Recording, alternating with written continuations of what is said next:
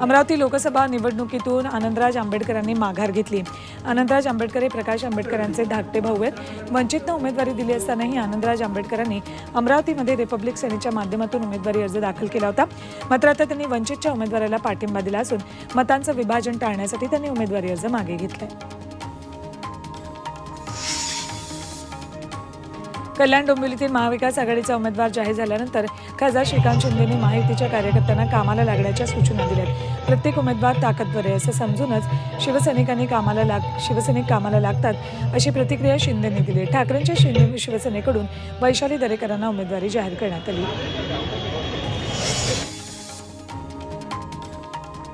नवनीत राणांच्या जात प्रमाणपत्र प्रकरणी आज सुप्रीम कोर्ट निकाल देणार आहे। निकालाचं वाचन ओपन कोर्टात होणार आहे, वेबसाईटवर अपलोड केलं जाणार नाहीये। राणांना दिलासा मिळणार का याकडे सगळ्यांचं लक्ष आहे।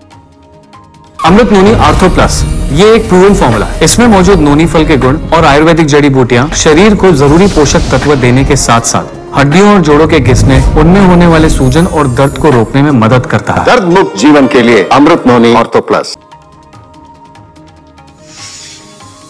अमरावतीच्या खासदार नवनीत राणा आज भाजपकडून आपला उमेदवारी अर्ज दाखल करतील। त्यानिमित्तानं अमरावतीत भाजप भव्य शक्ती प्रदर्शन करणार आहे। उपमुख्यमंत्री देवेंद्र फडणवीस, अजित पवार आणि प्रदेश अध्यक्ष चंद्रशेखर बावनकुळे यांच्या उपस्थितीत राणा उमेदवारी अर्ज दाखल करणार आहेत। यावेळी अमरावतीच्या दसरा मैदान येथे जाहीर सभेनंतर रॅलीही काढली जाईल।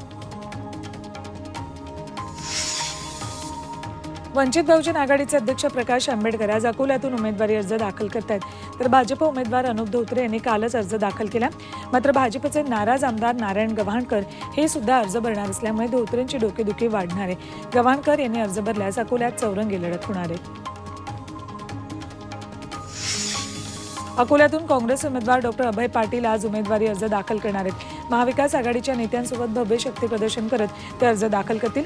यावेळी काँग्रेसचे प्रदेश अध्यक्ष नाना पटोलेही उपस्थित राहतील।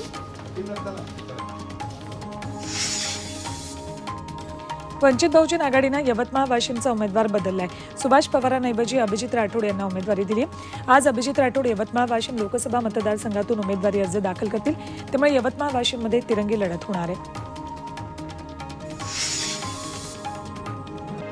बंगालमध्ये लोकसभा निवडणुकीसाठी प्रचाराचा धडाका सुरू आहे। पंतप्रधान नरेंद्र मोदी आणि मुख्यमंत्री ममता बॅनर्जी आज एकाच शहरात निवडणूक सभा घेत आहेत। दुपारी ममता बॅनर्जींची रॅली निघणार आहे, तिथून अवघ्या 30 किलोमीटर अंतरावर मोदींची सभा असेल। लोकसभेच्या धामधुमीत भाजपचं जाहीरनाम्यावरून मंथन सुरूच आहे। दिल्लीत आज भाजपच्या जाहीरनामा समितीची दुसरी बैठक होते। घोषणापत्र समितीचे अध्यक्ष राजनाथ सिंग हे समितीतील सदस्यांसोबत चर्चा करतील।